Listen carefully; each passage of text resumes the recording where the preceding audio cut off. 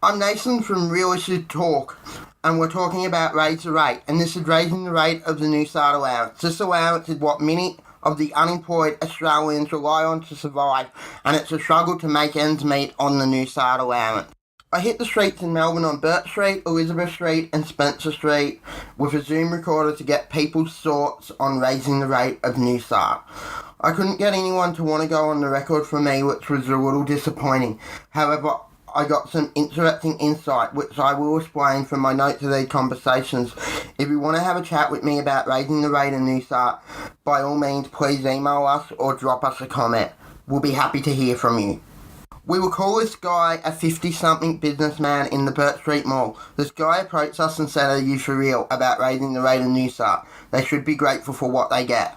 If I had my way, they'd get $50 a week, and if that's not enough for them to look for work, then they should get the remaining money off both their parents who work for a living, unlike them." I responded, "Are you for real?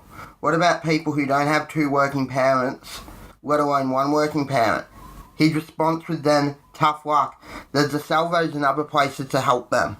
This guy just made me angry and then he walked off. It's clear that he has unrealistic views on what the world is made up of out there and doesn't have the ability to comprehend what goes on in the world. The charities are limited to who they can help, and that's a fact of life. They don't have endless funds, especially in country towns like Echuca, Bendigo, Finley, Griffith, Kyabram, Melbourne and just anywhere in general. The second perspective was that we're only unemployed because of our bad dress takes for job interviews and our inability to take jobs we believe that are below us, and for the fact that Australians are unwilling to study to get their job, or if they do study, they believe that they should be able to walk in to a high-paying job straight out of uni or TAFE, and they aren't willing to start at the bottom and work their way up the food chain. Well, I'm going to start by saying that I'm not going to give you sugar-coated perspectives, but for interviews I was taught to dress for the job, so generally a business shirt and tie with suit pants and black dress shoes. Actually, I had one guy when I went for a bakery apprenticeship tell me that I didn't need the job as I could afford Doc Marten dress shoes.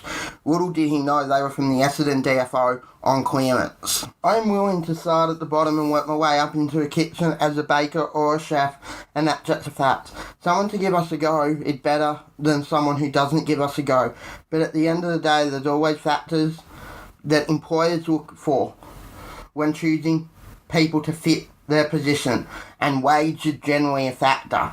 But this sounds like I am going a little bit off topic, and let's save this for another podcast, guys. So yes, the rate needs to be raised for job seekers and people on Newstart, and that's a fact of life. It's time to raise the rate without a doubt. The government needs to stop kidding themselves, and job seekers and people need to speak up. If you want to be heard and given a voice, please contact us and stay tuned for episode 2 in Jan.